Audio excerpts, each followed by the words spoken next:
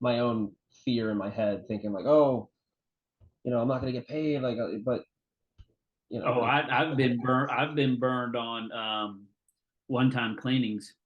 That's why when somebody does a signs up for a one-time cleaning with me, they get the invoice, and if they don't pay, I don't stop. oh, so you went and did it, and then they just ghosted you.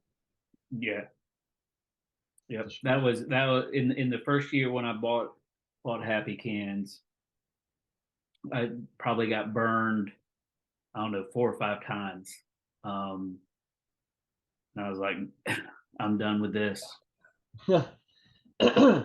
um, my other thing, if we want to go back to the pricing thing, this is just an idea. Like, if you're getting burned that many times, if you're afraid that people are going to do that to you, you could always.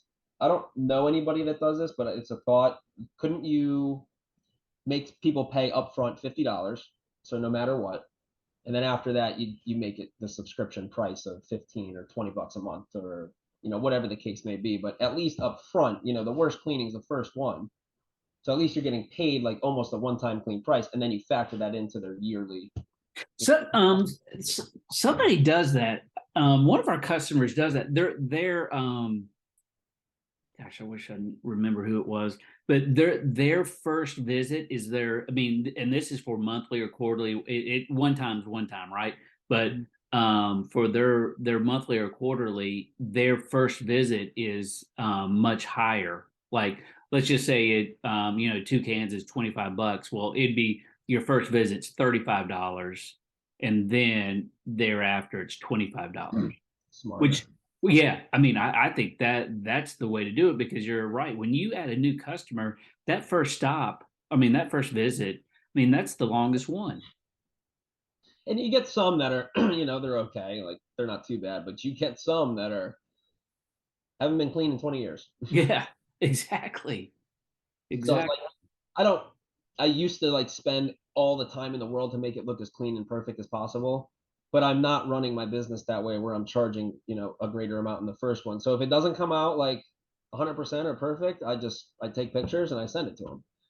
Huge difference from when it was, and then it just gets better over time. Like, Yeah. I have one specific customer I know, she had something. It had to have been grease. Like, that's the only thing that was stuck on the inside, and it hardened over time. So it was so hard to get out. And the first cleaning, it just wasn't happening. But she was a monthly customer. I'm like, look, it's gonna take like a couple months to get this to look like the ones you see on my Facebook.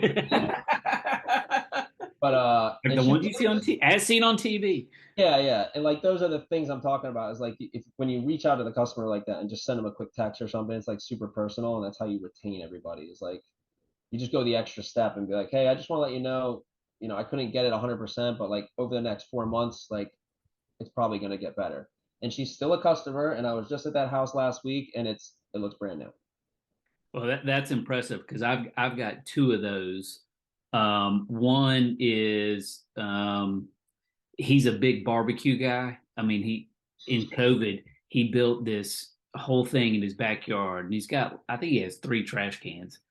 But one of them, he obviously dumped grease or something. He dumped something in there, Yeah. and it's probably an inch thick at the bottom. And when I saw it for the first time, I said, "Will, I'll probably never get this out." And I just want to be completely clear with you. I said, we'll keep washing it month after month. I said, I'll scrape, I'll do whatever. I said, I'm not putting any chemicals in there, because I mean, I just don't want to do that. And to this day, that stuff is still at the bottom of that trash can. But he knows, I mean, he knows it. And he's like, he said, Chris, I think I had too many that night. I can't remember what I poured in that trash can, but don't worry about it.